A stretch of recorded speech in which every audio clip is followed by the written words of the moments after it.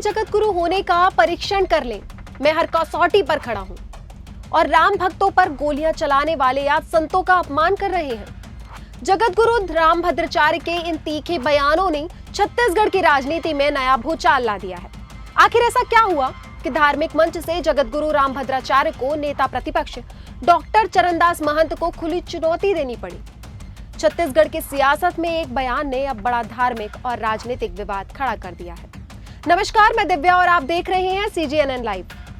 चिरमिरी में इन दिनों 9 दिवसीय भव्य श्री राम कथा का आयोजन चल रहा है, जहां जगत गुरु रामभद्राचार्य कथा वाचन कर रहे हैं। यह कथा 18 मई से शुरू हुई है और 26 मई तक चलेगी। कथा में मुख्यमंत्री विष्णुदेव साय भी पहुंचे थे और उन्होंने जगत गुरु रामभद्राचार्य से प्रदेश की खुशहाली का आशीर्वाद लिया था। कथा मंच पर बड़ी संख्या में संत, श्रद्धालु और भाजपा नेताओं की मौजूदगी भी देखने को मिली थी।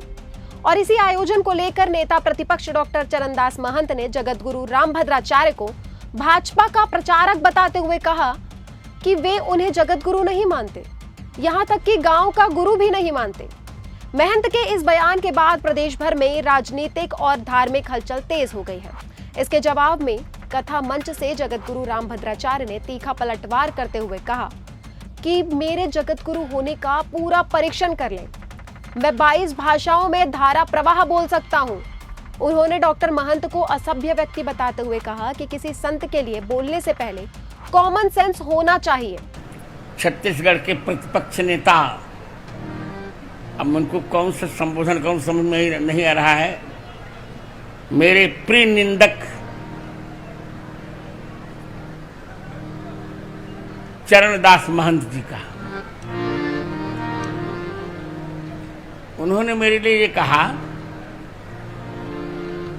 कि स्वामी रामभद्राचार्य तो भाजपा के प्रचारक हैं। मैं उनको अब खुली चुनौती दे रहा हूं, यदि उनमें नेतृत्व की शक्ति है तो मेरे जगत गुरुत्व का वो पूर्ण परीक्षण कर लें।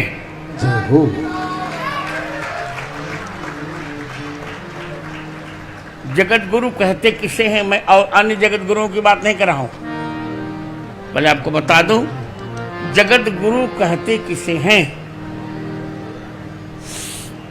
उसकी पहली शर्त है उसे नैष्ठिक ब्रह्मचारी और विरक्त होना चाहिए, वो मैं हूं। दूसरी शर्त ये है कि जो 3 ग्रंथों पर भाष्य लिखता है उसे जगत गुरु कहते हैं। ब्रह्मसूत्र पर, गीता जी पर और शंकराचार्य के अनुसार 10 उपनिषदों पर।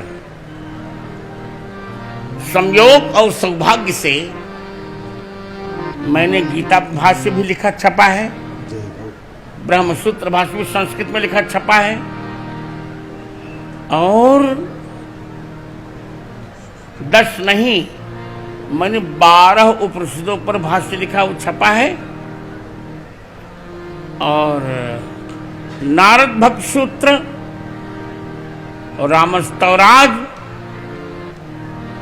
और वेद स्तुति, भागवत की वेद स्तुति पर भी मैंने राघव के भाष्य लिखा है। ये शर्तें मैंने पूरी कर ली और जिसका समर्थन काशी विद्वत परिषद सभी अखाड़े करते हैं